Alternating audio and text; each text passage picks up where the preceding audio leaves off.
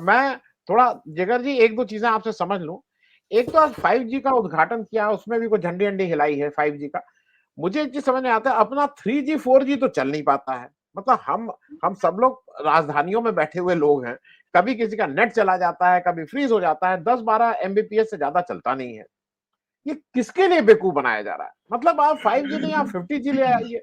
लेकिन मतलब अगर हम और आप ये और हम सब लोग भाई ऐसे लोग हैं जो इस टेक्नोलॉजी को समझ रहे हैं, जो इसको रोज इस्तेमाल कर रहे हैं, जो बेस्ट ऑफ इक्विपमेंट्स लेके इसको करने की कोशिश करते हैं, नहीं चलता है भाई। और आप 5G 4G मालूम नहीं क्या क्या कर रहे हैं। दूसरा, मुझे एक एक दो चीजें आपसे और समझनी। एक तो हमारे एक दर्शक बार बार ये पूछ रहे हैं, उनको मैं बता दूं, हालांकि विषय से हटके, कि मध्य प्रदेश में कांग्रेस को दिक्कत है, दिग्विजय सिंह और उनमें लड़ाई है। मेरा जहां तक जो मेरी सूचना है भाई, आप समझ लीजिए, मध्य प्रदेश में कांग्रेस में कोई दिक्कत नहीं है। दिग्विजय सिंह और कमलनाथ जी की इस तरह का कुछ नहीं है। वहां का जो लीड कर रहे हैं वो कमलनाथ कर रहे हैं। कमलनाथ जी ही वहां सर्वमान्य नेता हैं। दिग्विजय सिंह वहां सपोर्टिव रोल में है, तो इसलिए वहां इस तरह का जो जो भी आपको कह रहा है, इस तरह का कोई लड़ाई नहीं है। अब मैं जरा आपसे एक चीजें समझ लूं, जिगर साहब, ये क्या भारत जोड़ो यात्रा 2 की बातचीत हो रही है? क्योंकि अगर भारत जोड़ो यात्रा 5 दिसंबर के बाद हुई, तो ये जितना संकल्प यात्रा और जो भी है, ये सब पे तो पानी फिर जाएगा। फिर क्या करेंगे? एक।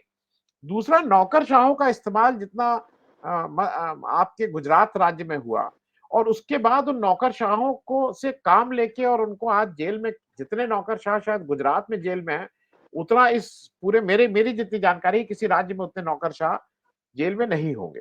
और वो गोधरा के अलावा कामों की वजह से, वो गोधरा के काम के लिए नहीं, गोधरा के अलावा कामों की वजह से। तो थोड़ा जरा एक तो ये बताइए कि नौकरशाह को जब आप इस्तेमाल इस तरह से करते हैं, तो क्या उनके प्रति अभी भी वो स्वामी भक्ति रहती है आपके प्रति कि नहीं? नहीं, वो कहेंगे या डर के मारे वो ये काम करते हैं? एक। और भारत जोड़ो यात्रा 2 अगर अगर शुरू होगी, तो वो क्या उन उन प्रदेशों में ज्यादा जाएगी जहां पे, खास करके उत्तर प्रदेश में बहुत से लोगों का ये कहना है कि अगर भारत जोड़ो यात्रा 2 हो जाती है, तो 80 सीट पे निश्चित रूप से बहुत ज्यादा प्रभाव पड़ेगा। जिगर दोषी साहब। बिल्कुल सर, आपने बिल्कुल सही बात कही। मैं ये मानकर चलता हूँ कि राजा का जो अहंकार है उसको एक दिन उसका अहंकार ही हराएगा। तो ये बिल्कुल भली-भांति स्पष्ट रूप से बात है कि वो इतने अहंकार में लिप्त हो चुके हैं आज की तारीख में कि उन्हें और कुछ नहीं दिखाई दे रहा है। अब अगर हम बिल्कुल सिलसिलेवार बात करें तो भारत जोड़ो यात्रा जो हुई उसका जो इम्पैक्ट पड़ा वो हम सब भली-भांति जानते हैं। बहुत सारी डिबेट्स हम लोग कर चुके हैं। भारत जोड़ो यात्रा के इम्पैक्ट ने सबसे पहले मोदी जी की और पूरी उनकी जो मंडली है या जितने भी लोग हैं भाजपा में हो, आरएसएस में हो, उनकी एक नींव और नींद दोनों हिला दी है। उसके बाद दूसरा जो हुक्म का इक्का आया वो है खड़गे साहब। खड़गे साहब ने आकर जिस तरीके से संगठन को संभाला, जिस तरीके से ब्लॉक लेवल तक पीसीसी के और सारी जो संगठन की प्रवृत्तियां की और जिस तरीके से कर्नाटक चुनाव में कांग्रेस ने जीत हासिल की, वो मेरे ख्याल से सबने देखा और बहुत ही भली-भांति उसकी सराहना भी हुई कि किस तरीके से किसी पक्ष को बहुत ही अलग लेवल पे लाकर वापस लाया जा सकता है, जहां पर हमारी जीतने की गुंजाइश भी नहीं थी। उसके बाद जो तीसरी चीज आई वो है इंडिया गठबंधन जब हुआ, इंडिया नामकरण सामने आया, तो ये लोग इतना बौखला चुके थे कि उन्हें समझ नहीं आ रहा था कि इसका जवाब कैसे दें, क्योंकि अगर वो इंडिया नाम एनसीईआरटी की किताबों से हटाने की कोशिश करेंगे तो हमारे पास भारत जोड़ो यात्रा में भारत नाम है, कहां कहां से हटाएंगे और कितना हटाएंगे, क्या हटाएंगे? तो ये इस तरीके से बौखलाए हुए है। उसके बाद जो चौथा पॉइंट आया वो जातीय जनगणना की बात राहुल जी ने उठाई। अभी इतने सारे बड़े मुद्दे हैं कि आप देखिए सर, मैं हमेशा एक बात कहता हूं कि ये एक जो पूरा गेम है पॉलिटिक्स का वो है नंबर्स टू नैरेटिव और नैरेटिव टू नंबर्स। तो आज से 10 साल पहले ये हालत थी और मैं ये मानने में बिल्कुल मुझे कोई गुरेज नहीं है कि 10 साल पहले ये हालत थी कि बीजेपी नैरेटिव घड़ रही थी और हम नंबर्स के पीछे भाग रहे थे। आज की तारीख में हालत ये है कि बीजेपी नंबर के पीछे भाग रही है और हम नैरेटिव बना रहे हैं और बीजेपी हमारे बनाए हुए नैरेटिव के पीछे पीछे भाग रही है। चाहे कोई भी प्रकार की छोटे से छोटी रणनीति हो, बीजेपी को उसके पीछे आना पड़ रहा है और वो करने की कोशिश वो कर रहे हैं पर उसमें फेल हो रहे हैं। अब मेरे ख्याल से सिन्हा साहब ने बहुत अच्छी बात की कि इनके कोई कार्यों में नवीनता नहीं रह गई। नवीनता इसीलिए नहीं रह गई है क्योंकि और एक नया क्या लाएंगे? 1990 के दशक से उस समय से लेकर आज तक केवल रथ यात्रा और यात्राओं पे ये लोग निर्भर है और लोगों को केवल मूर्ख बनाने में निर्भर है। गुजरात में एक कलश यात्रा चल रही है, फिर पूरे देश में वो एक बार मेरी मिट्टी मेरा देश ऐसा करके एक यात्रा चला रहे, इस तरीके की मुहिम चला रहे। अब आप मुझे समझ नहीं आता, ये बहुत ही बचकानी बातें इसलिए लगती है कि घर घर जाकर या फिर कोई गांव की मिट्टी लाकर एक कलश में इकट्ठा करके एक जगह लाएंगे, फिर उससे क्या प्रवृत्ति करेंगे? उससे क्या गरीब का पेट भर जाएगा? उससे क्या गैस सिलेंडर 400 रुपए में मिलने लगेगा? उससे क्या जो मिडिल क्लास व्यक्ति है उसके बच्चे की स्कूल की फीस है वो आधी हो जाएगी। मुझे समझ ही नहीं आता, ना ही हमारे जैसे कई हजारों लाखों लोगों को समझ आता है कि ये करना क्या चाहते हैं, कलश यात्रा निकाल के क्या करेंगे, मेरी मिट्टी मेरा देश करके क्या करेंगे। तो ये सारी बातें अब लोगों को बिल्कुल ओपनली समझ आ रही है और पब्लिक ये समझ कर ये जान रही है कि केवल मूर्ख बनाने के धंधे है और कुछ नहीं है। उसके बाद जो फायदा वो अपने दोस्तों को देते हैं वो बहुत बड़ा फायदा है, जो मेरे ख्याल से आज से 2 या 3 वीक पहले मैं आपके साथ में एक डिबेट में बोल चुका हूँ। 25 लाख करोड़ रुपए का जो एक आंकड़ा है वो अभी आरटीआई के थ्रू आया कि उन्हें बीजेपी ने, मोदी जी ने अपने मित्रों का जो बैंकों का ऋण है वो माफ कर दिया, जो लोन है वो माफ कर दिया। ये आंकड़ा यहाँ तक पहुंच रहा है। मैं ये मानकर चलता हूँ कि इससे भी बड़ा आंकड़ा आएगा जब इनका भ्रष्टाचार खुलेगा। जहां तक बात है, ये सारे जो लोग हैं, जितने ऑफिसर्स है, नौकरशाह है, वो उनके लिए काम करते हैं। तो एक चीज ये जरूर है कि 10 साल के अंदर अंदर भाजपा ने और खास करके मोदी जी ने चुन कर अपने ऐसे व्यक्तियों को जो उनकी सेम लाइक माइंडेड मेंटालिटी या लाइक माइंडेड जो विचारधारा है, सेम प्रकार की विचारधारा में मानने वाले लोग हैं, उनको कहीं ना कहीं चूज एंड पिक करके बिठा दिया है। तो इस वजह से ये तो देश को झेलना पड़ रहा है कि इसी प्रकार के लोग अलग अलग बहुत बड़ी पोस्ट पर बैठे हुए हैं। और आपने जो लेटर शुरुआत में पढ़ा उसमें भी कहीं कोई ऐसा उल्लेख नहीं है कि यात्रा पर रोक लगाने की बात है, केवल कोड ऑफ कंडक्ट की बात की है, उसके अलावा कहीं रोक लगाने की बात नहीं है।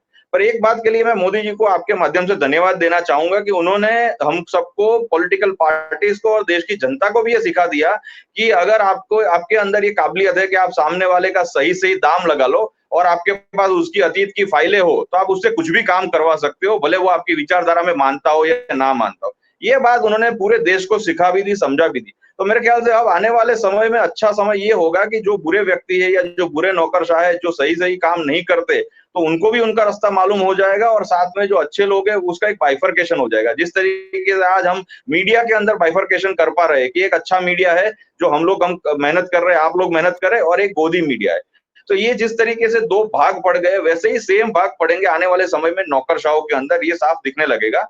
एक बात सर आपने बहुत अच्छी की कि क्या ये उल्टा पड़ेगा, ये मैं मानता हूं, बिल्कुल आपकी बात से सहमत हूं कि उल्टा पड़ेगा, क्योंकि 60-70% जो नौकरशाह है वो अगर उनकी बात से सहमत नहीं हुए तो भले वो ग्रीन झंडी या कोई भी हरी झंडी या फिर सेफ्रॉन झंडी कुछ भी करके वो बस में तो बैठ जाएंगे, रथ में बैठ जाएंगे, लेकिन जब गांव या शहर शहर पहुंचेंगे तो वहां जाके साइड में ले जाकर पब्लिक को ये बोलेंगे कि भाई हमको तो ऐसे ही आना पड़ा क्योंकि हमारी फाइल साहब के पास है, आप इनको वोट मत देना।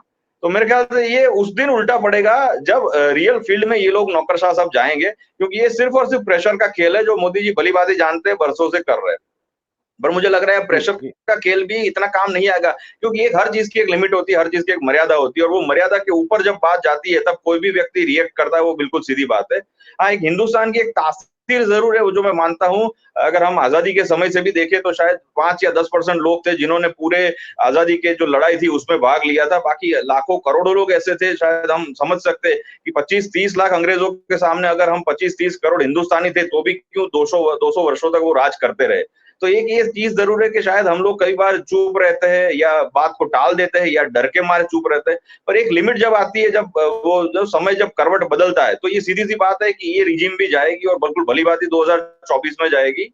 रही एक बात भारत जोड़ो यात्रा 2 की, जो आप सबने डिस्कशन किया, तो मैं ये बिल्कुल मानता हूं कि 2024 आते हुए या 5 दिसंबर जैसे ये 5 राज्यों के चुनाव के रिजल्ट आ जाएंगे, जो मैं बिल्कुल आश्वस्त हूं कि कांग्रेस की फेवर में ही आएंगे पांचों राज्यों के चुनाव में, तो उसके बाद शायद भारत जोड़ो यात्रा 2 की शुरुआत होगी। और अगर पूरा समय नहीं रहा जहां पर हर जगह चलकर पहुंच पाना असंभव अगर लगे, तो मेरे ख्याल से कोई बहुत सारे व्हीकल्स के साथ या ट्रक्स के साथ या इस तरीके के रथ बनाकर हम लोग शायद ये प्लान करें। तो मुझे लगता है कि ये कवर करने की बात जरूर हम करेंगे कि जितना जो एरियाज पेंडिंग है, जो स्टेट पेंडिंग है, या जहां ज्यादा पेनिट्रेशन की जरूरत है, वहां तक हम जरूर पहुंचेंगे। एक बात और आपने जी। उल्लेख किया, वो बहुत बड़ी बात है, बिल्कुल मैं भी मानता हूं कि यूपी एक ऐसी जगह है जहां पे शायद हमारा हिंदुस्तान का जो पार्लियामेंट है उसका दिल धड़कता है, वहां से वो सारी मैक्सिमम नंबर्स ऑफ सीट्स आती है। तो मेरे ख्याल से यूपी में एक बात तो हम हमेशा चर्चा करते हैं कि अगर खड़गे साहब को वहां पे प्रोजेक्ट किया जाए या जिस तरीके से वो काम कर रहे हैं वो बहुत आगे वो बढ़ाए, तो वो बहुत बड़ा चेहरा बन सकते हैं। पर अगर साथ में राहुल जी की भारत जोड़ो यात्रा की शुरुआत यूपी के कुछ इलाकों से की जाए तो उसका इम्पैक्ट भी बहुत बड़े लेवल पे पड़ेगा।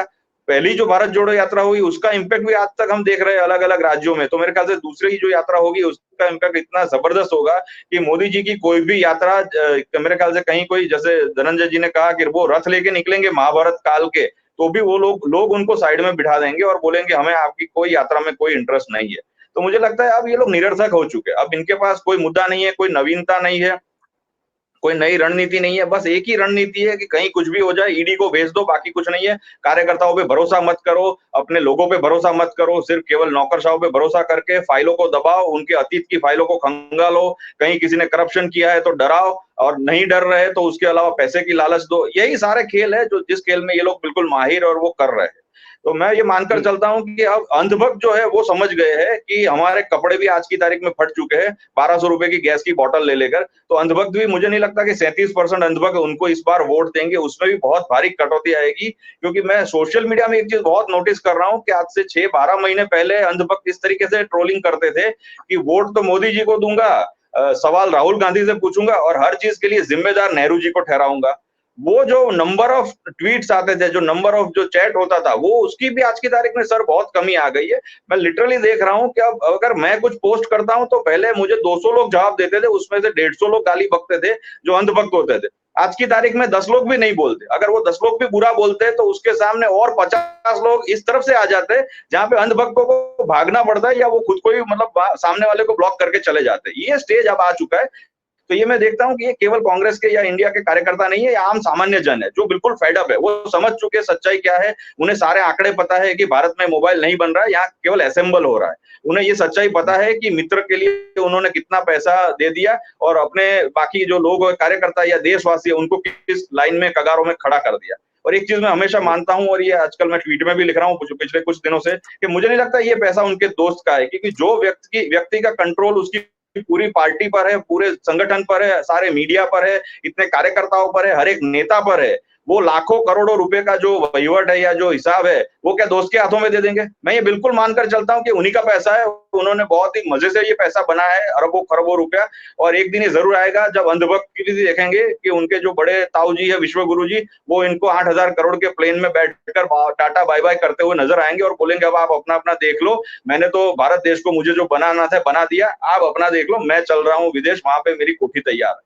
तो मैं मानता हूँ ये दिन भी जरूर आएगा, और ये दिन देखने के लिए हम लोग बिल्कुल बेताब है 2024 में। जी सर। जिगर साहब चलते चलते हाँ जिगर साहब चलते चलते एक बहुत संक्षेप में, जो मीनू जी कह रहे हैं कि बहुत से लोगों का ये मानना है कि कांग्रेस के काडर को भी शायद अभी और चाक चौबंद होना है और चुस्त होना है, और शायद मतलब इधर उधर की बातें छोड़ के मुख्य जो मुद्दे हैं, जो एजेंडा राहुल गांधी सेट ही कर रहे हैं सुबह से शाम तक, उसी को आगे करना है। तो आप लोगों के आगे भी एक बड़ा काम है अभी। जिगर साहब। सर बिल्कुल सही बात है, मैं मीनू जी की बात से बिल्कुल सहमत हूं, क्योंकि हमेशा ऐसा कहा जाता है, वर्षों से हम सुनते हैं कि कांग्रेस नेताओं की पार्टी है, कार्यकर्ता कम है, और कोई मीटिंग होती है तो वहां नेता ज्यादा दिखते हैं, कार्यकर्ता कम दिखते हैं। तो मेरे ख्याल से अब वो स्टेज चला गया। मैं बिल्कुल भली भांति इस बात को आपके माध्यम के द्वारा सबको आश्वस्त करता हूँ कि आज की तारीख में बहुत सारे कार्यकर्ता हमारे साथ रोज जुड़ रहे हैं। गुजरात में तो दूसरी अलग अलग पार्टियों से, अलग अलग संगठनों से रोज के दिन में डेली कम से कम 100-150 लोग जुड़ रहे हैं, अलग अलग जिलों में, कस्बों में। तो ये बहुत बड़े लेवल पे बढ़ रहा है और इसको हम लेकर जा रहे हैं। और एक जहां तक रथ की बात है, मैं बिल्कुल साफ स्पष्ट तौर पे मानता हूं कि पब्लिक में जनसंपर्क के लिए खुद रथ लेकर जाने की आज की तारीख में मोदी जी में हिम्मत नहीं है। अब वो दौर चला गया। मोदी जी बिना सिक्योरिटी देश में क्या अपने घर से बाहर नहीं निकलेंगे, ये बात बिल्कुल 100% श्योर है। तो वो उनकी हिम्मत के बाहर की बात है, वो कभी रथ लेकर कहीं नहीं जाएंगे। वो जितना हो सके वो अपने जो भी प्रचार प्रसार के दूसरे माध्यम में उनको आगे करेंगे, चाहे गोदी मीडिया हो, चाहे ईडी सीबीआई हो। और ये बात एक जरूर है कि अब ईडी सीबीआई की जो वैल्यू है वो आलू गोभी और मेरे ख्याल से आलू प्याज जैसी हो गई है, जो हर रोज सब्जी में पड़ता है। जो शाही जो पनीर वगैरह सब्जी बनती थी, उस तरीके का अगर हम एग्जाम्पल दे तो उस लेवल की जो संस्थाएं होती थी वो नहीं है। इसलिए लोग आज उनका मजाक इसीलिए उड़ा रहे हैं कि भाई हम महीने में एक बार ऐसी सब्जी खाते थे, अब आज की तारीख में रोज हर जगह आलू पड़ रहा है, प्याज बढ़ रहा है, और हर एक के घर पे ईडी सीबीआई आ रही है। क्या पता कल मेरे घर पे भी आ जाए। अब मेरे छोटे से घर में उनको कुछ भी नहीं मिलेगा, ये मैं बिल्कुल श्योर हूँ। शायद मेरे थोड़े गद्दे तकिए फाड़ कर जाएंगे, उससे ज्यादा उन्हें कुछ नहीं मिलेगा। पर खैर ये मजाक की बात अलग है। पर 2024 में ईडी सीबीआई का भी वक्त बदलेगा, ये मैं बिल्कुल 100% श्योर और आश्वस्त हूँ। और राहुल जी ने जो एक टोन सेट किया, नैरेटिव सेट किया, उसको लेकर आगे जाने की जिम्मेदारी भी कांग्रेस कार्यकर्ताओं की है। और वो बखूबी हम बिल्कुल भली भांति उसको आगे लेकर जाए, उसको मैं आप सबको बिल्कुल एक विश्वास दिलाने की कोशिश कर रहा हूँ। जी।